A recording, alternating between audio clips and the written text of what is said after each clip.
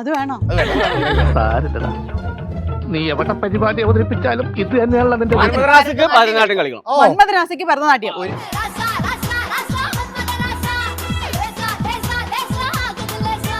അവിഹിതം ഏറ്റവും കൂടുതൽ നടക്കുന്ന സംസ്ഥാനം. അവിഹിതം കേരളം. അല്ല, സിനിമ ഇറങ്ങിയില്ലേ? ഇത് ജനറൽ നോളജാ. ഞങ്ങൾക്ക് അവിഹിതത്തിൽ താല്പര്യം. സോറി, അതൊക്കെ അവർക്ക്. മഹാരാഷ്ട്ര അല്ല, തെറ്റി. കേരളം അല്ല, തമിഴ്നാട്, കർണാടക.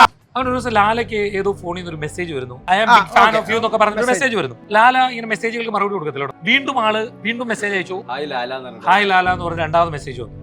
അതിനും ലാല മറുപടി കൊടുത്തില്ല. അപ്പൊ മറ്റേ ആൾ വിളിച്ചിട്ട് അവിടെ നമ്പറിന്റെ ലാസ്റ്റ് ഡിജിറ്റ് ഒന്ന് നോക്കാൻ പറഞ്ഞു. അപ്പൊ പിന്നെ ലാലയ്ക്ക് അത് മനസ്സിലായി. ആരാന്നറിയോ മെസ്സേജ് അയച്ചേ? നമ്മളെ എല്ലാരും ആരാധിക്കുന്ന മമ്മൂട്ടി. പിന്നെ